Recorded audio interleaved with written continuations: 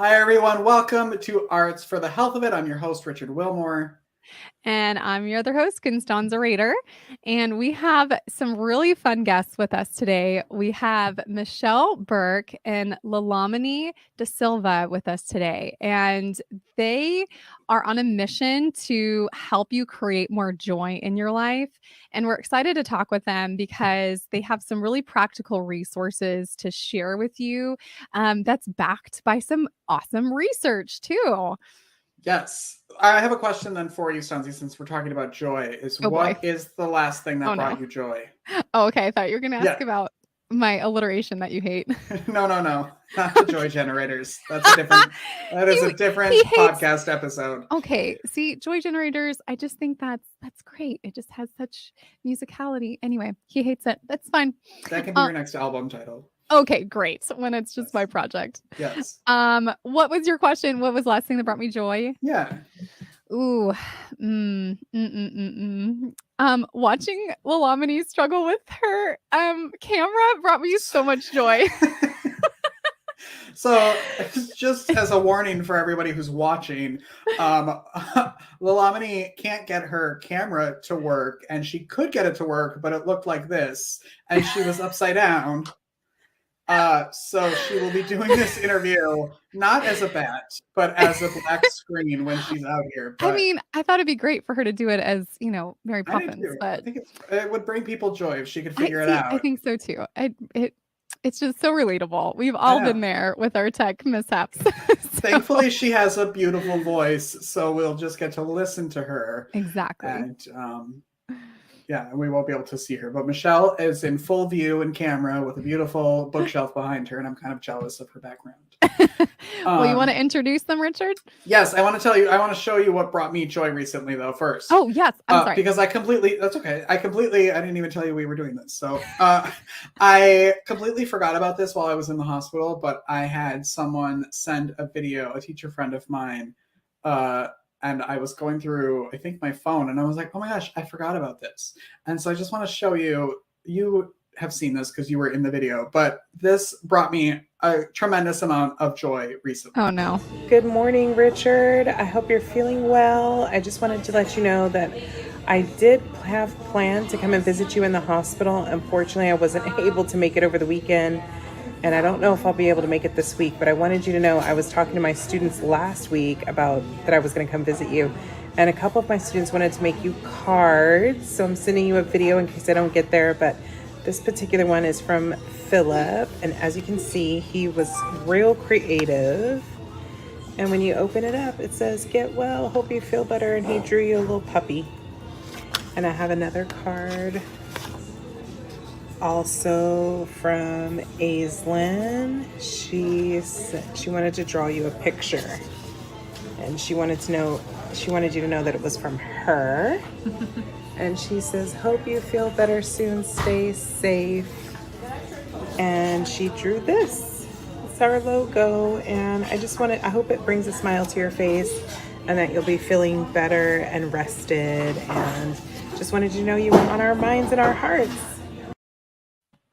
And that's so cute. That's so cute. Little strangers made me cards while I was in the hospital, and it did bring me joy. And then I cried for the first 5 times I watched it, but it was so cute. And so if you're listening to it, go on our YouTube channel or Facebook and look at the video of the cards that they made. All right. That was it. Also, what brings me joy is that I'm down to 1 bandage. I got rid of my chest bandage yesterday. I no longer have to have that, and my leg is cleared. And so we're 2 more things: my hand and my arm, and then back to normal life. We're getting there. We're getting there. I promise. All right. So they'll tell you all about how they met, but Michelle and Lilamani, wow, I need more coffee, are 2 women from vastly different cultures. And they came together, I feel like kind of how we came together, like complete randomness. And they've created this beautiful product called Joy Cards. And so we're going to start the show and talk to them all about what this is what they are. Joy Cards. They sent me a copy of them, and they're just like beautiful and amazing. So should we bring them out? Let's start the show. Come along with me, and I know you'll see that a song changes everything.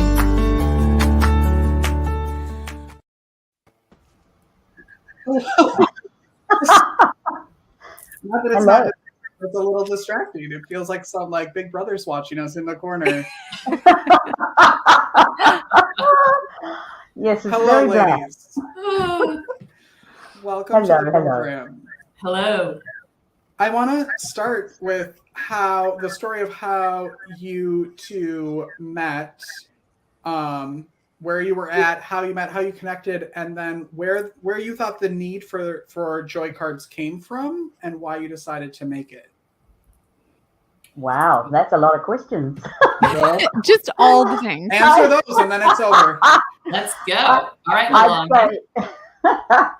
I'd say serendipitous meeting, wasn't it, Michelle? I was there working for Discovery, filming at the time, and Michelle will tell her own story. Oh, all righty then. That was how they met. Right. And that wraps it up, everyone. Bye, everyone. Thanks for listening. Thank you, Discovery Channel. Bye. It's been a lot of fun. We actually met in Seattle, Washington. I was a keynote for Microsoft's worldwide conference. And as Lilamani was saying, she was producing for Discovery.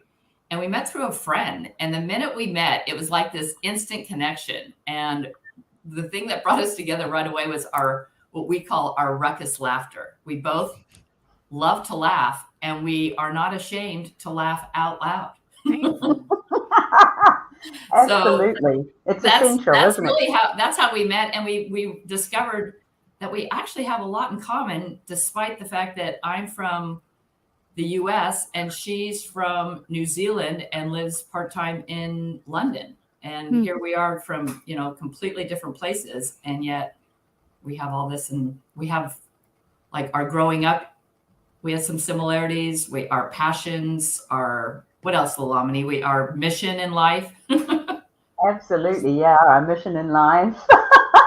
We have a similar purpose, don't we? We want to make a difference, I think, to do something for the wider world, which is how the Joy Cards came about as well. I think that's why your camera's upside down, because you're in New Zealand. It explains it all.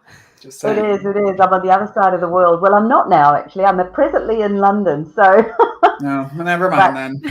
That was a good theory. Sorry. It has been an interesting ride, I have to say. What's interesting is you may have, sometimes Michelle and I think our friendship has grown over the last 20 years. It's been a very powerful friendship, actually, that has endured because we've worked together for a very long time. But we are so very different as well. But, you can make things work. I mean, sometimes I do believe, we speak a different language. I might speak, we think we're speaking French or something, but because we come from such different angles, but we're also very similar. So that's been a big bond, actually, and a reason for doing what we've done over the years. Yeah. So tell us a little bit about that. So you guys met, sparks flew, best friends for life. And how did you get from there to these Joy Cards? Well, that happened during the pandemic. So I got a bad case of COVID, and Lilamani was in New Zealand taking care of her parents. And we were, like everybody else, we were in lockdown and stressed out and wondering what the frick was going on. Like, how long was this going to last? And it was so bizarre. And, I know I was super stressed and worried, and I know she was too. And we were like, how do we help ourselves? Get our joy back, figure out a way to focus on things that are positive rather than all the things that were in the news and what was going on in the world. And so we challenged each other to do something that brought us joy. And that kind of kicked it off. The start of how Joy Cards came to be was just us finding our own joy again. And then through that, we thought, hey, this helped us. Maybe we could do something that could help others find their joy and get their joy back. And the Joy Cards came about, right, Lilamani? Yeah, I suppose you could say that's history because, and also I've been painting and, the joyous things in my life. And I've been painting for a very long time, probably as a child, forever. And I think that was, you don't realize that it's a natural gift. You just assume it's something that you do. And I think that too is where the creativity and, arts for health, you don't realize that what you're doing and what talents you have are talents actually. And so I think over the years, Michelle has noticed that I had a lot of paintings under my bed, and they're just sitting there aimlessly. I always thought I would sort of probably die with all my paintings on top of me, sort of like Van Gogh. Not dramatic in any way, apparently. But we sort of saw the two come together, really, the two align with concept of words and actions, and how it had made us feel, the good stuff, what we call the good stuff, the joyful stuff, which you need to throw into life, really. Otherwise, you just can't get through the tough stuff without the good stuff. I'm just thinking now that you said this came about during the pandemic, which has not been around for that long, and I'm looking at, they were nice enough to send me the Joy cards, and I'm looking at all of these.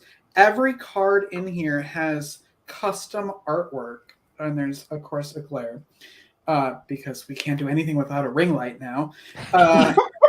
But, okay, well, that's not helpful. I'll just put that up. Like, all of these cards have different artwork. How long did this take, then, to actually come together? I mean, this is not just like a quick little design. These are like intricate paintings on the back of each of these cards. Well, Lilamani actually did a lot of these beforehand. That's why I had suggested, let's use her artwork instead of like a graphic designer, coming up with something that would be on the back. And I do have some of the cards. I could probably show some too, Richard, if you. I give it. Okay, here we go. Oh, there we go. Beautiful. See, this is difficult. Yeah, we can do a dual thing. Oh, There pretty. We'll take photos and put them on our social media too. Yeah, they're gorgeous. She really is talented. Like, there's just like, she's genuinely gifted. And so I love that we're talking about her like she's not here, because she's. I know. I do that because she's embarrassed sometimes. And I'm like, if I had a talent like this, I'd be like, hello, look at me. Yeah. But she really, and I'm, look at this. We did take 2 years actually, though, to put it all together. Oh, beautiful. I think we thought we were guided in some way, because we managed to get in a hold of a publisher quite quickly, and that doesn't happen every day. In fact, it's a very rare thing. So we definitely had an idea of how we'd like it to look. And we painted, we wrote. I mean, we worked from afar. I worked from New Zealand, and Michelle is in the US. So we always, Google and all the modern technology that we have today has helped us create what we so good at cameras and taking advantage of all the things. You can imagine how difficult, Richard, it's been looking at her upside down or black screen this whole time. You don't even know what she actually looks like. So, can you kind of explain to everybody, like, because they're all numbered. So in your head, or do you go in order of them? Do you go is it like a deck of cards, pick a card, any card? I want to know how you think I should use them. Well, I think you should use them any way you like to use them. That they were actually designed to use in multiple ways, right? Like, there isn't just one way to use them, which is what makes it, I think, more fun. Is you could just randomly pick a card, Richard, right now, like, Wait, I'm gonna do it. Right? Okay. Okay. You ready? Am I picking your card or one of mine? You're picking one of yours, but we're pretending like you're picking one of mine. I picked number 11. Ooh, save for a rainy day. Love it. Wow. You go and you the card. Do you like the health benefits of what is happening, what you're supposed to do with the card? So it's all like this little. It's so exciting for me. I love it. Because each one has a health benefit. Can we talk about that a little bit? Like what they actually do for you, like lowering stress and preventing burnout, stuff like that. Yeah, could you give us some examples of what might be on the cards and their corresponding health benefits? Do you want me to read some of them? I don't know. Sure. Okay. Lamini, do you have your guidebook handy? I do. Why don't we each pick one and read? Okay.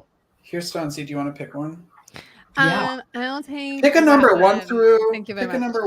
a number, and I'll send you a picture of it. Oh, good 17. idea. 1 through 48. Of course, I do. Put it in Slack because I don't have my phone right here. Okay. So pick a number between 1 and 48. You said 17. 17. Oh, 17. Okay. Oh, you're gonna like this one. Oh, great. Perfect. I'm excited. Good. I know. I love games and I love art and I love joy. Like these are all things that I love. So these cards are a reminder, really, of how to, bring back joy and to really have fun again, really.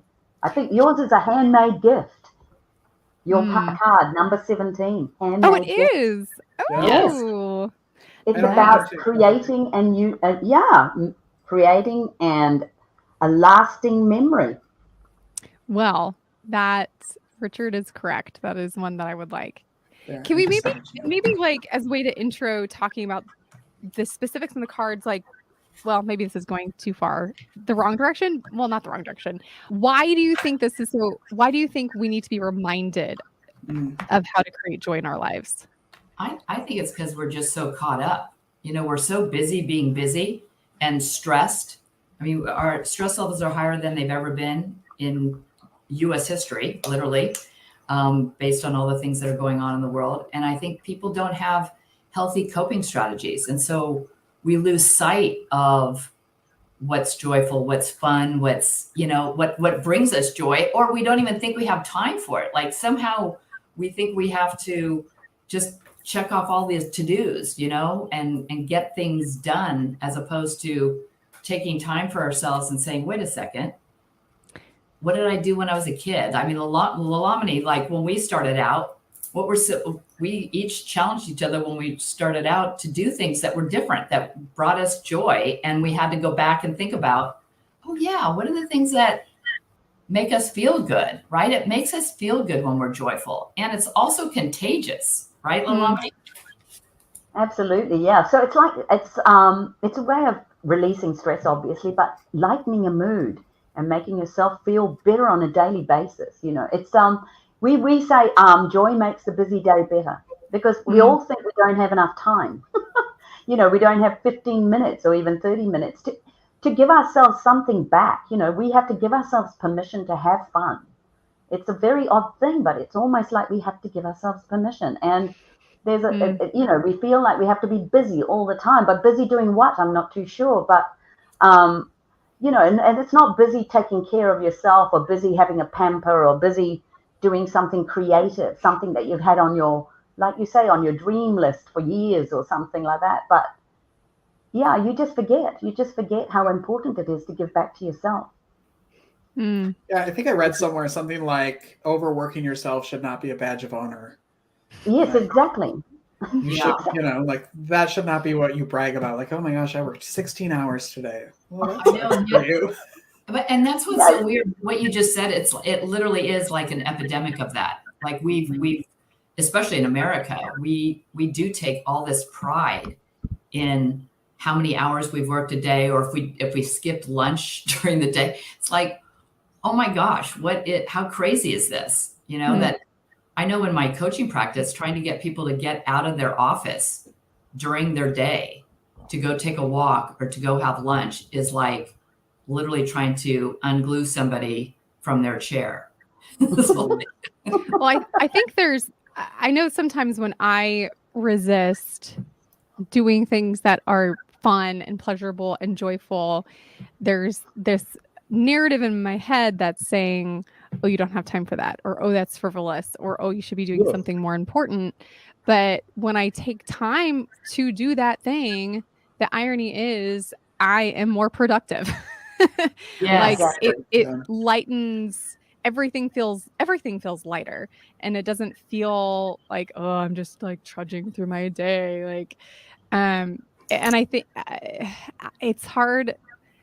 I think once you can get people over that first, like, hey, just like try this, just try it. Here's a really accessible way to try it. These joy cards are a good option, and just see what happens. Like, do a little experiment. You're gonna lose 3 minutes of your day, and and then if it doesn't work, fine, but try it. I think that's a big, inviting play back into our lives is so important.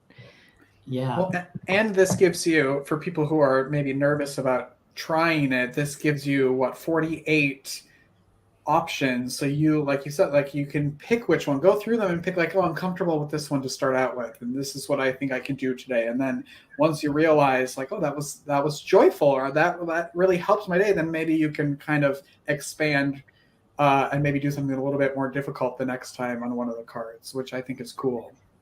We also we divided them. Sorry, we divided them into 4 areas, like the mind, body, heart, and soul, because we thought that people have different areas that they might need working on. If your mind is hyperactive, maybe you need to calm it down, and maybe there are ways that you can calm it down with some of the cards. Or if you haven't had any, interaction with your family or heart connection, so we talk about heart connections. Flirting a little bit, learning how to flirt. And Michelle has a story about the love letter, writing a love letter. It's as simple as that, but it can change your whole perspective, your life, So, I mean, Michelle, you could tell a little story about the love letter. Okay. She just put you on the spot, man. I know.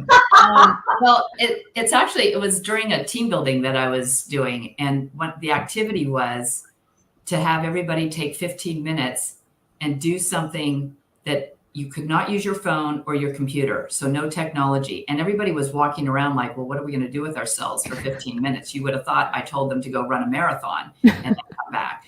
And this one gentleman who's an engineer sat down and wrote a love letter to his wife during the 15 minutes. And the next day he came back and said, I cannot believe what a difference this love letter made. It sparked something new in our 20-year marriage. My wife was overwhelmed with joy, and she reminded me that I used to write love letters to her when we first were married. And then I just stopped. And the whole room completely just broke down. I mean, it was just like applause. And I mean, yeah. And something so small that takes no time really had such a huge lasting impact and made such a big difference. And that's the beauty of joy. Is something so small can have an everlasting impact positively. Wow. I love that. And it's joy is really essential or at the core of our mission at Heartseed Art too. In our mission, we even say our mission is to create moments of joy, self-expression, and connection. We just happen to do it with people facing serious illness and those who care for them. But it's what we hear time and time again from the people that we work with is I was skeptical about this at first, but I couldn't believe how much it changed my whole day. Just the few minutes we spent with them, or listening to their favorite song while they were in their room, or having a moment to make a window painting, or whatever that little spark is that it can change everything. And we so undervalue these little moments of joy. And something I love about what you guys have made is, throughout human history, we talk about this on the podcast.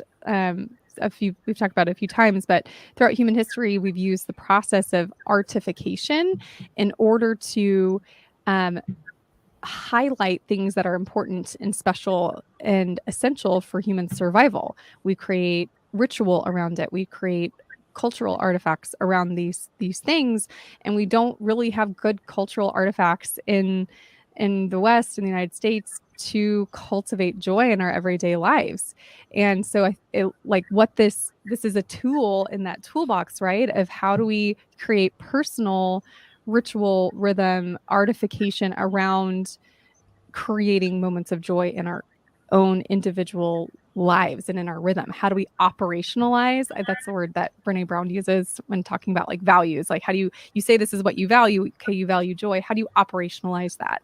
And how does that look when you're, how does that look in your everyday life? And here you've put that tool in someone's hand, and I think that's really powerful. Yeah. And you've artified it. You made it so pretty. In the tiniest little box. So it's exactly. And I think it's amazing. I think when you're going through the toughest times in your life, you actually need more joy to get you through that tough time. And I think we forget that because we think that we have to suffer. Suffering is a sort of if you're going through grief, you feel like you need to go through the grief and you need to be, thoroughly unhappy, sad. But you can balance your sadness with happiness at all times. There needs to be some sort of balance. I think it just helps in the long term. Yeah. I remember when I first started at Hearts Need Art, when I would go into the hospitals, I thought, this is going to be the most depressing, saddest place. When we worked with oncology patients, and I went in, and there's still people who want to laugh and have joy and play, and I was like, oh, okay, I can do this. Like, it's you have this image when you're not in it of what suffering looks like or what pain looks like, but there's still people trying to live their lives, and part of that is still laughing and having joy. So I think it's even a purer, like unadulterated, unabashed joy that I think we get to see in the hospital that you wouldn't expect. But people are just busted wide open by illness, by what they've lost, that it sometimes breaks things open in them and frees them in some way to embrace what's really important. And joy is one of those things that rises to the top. Where can people... Oh, sorry, go. Well, I was just going to say what you just said was so powerful, because both Lilamani and I have had a lot of loss in our life.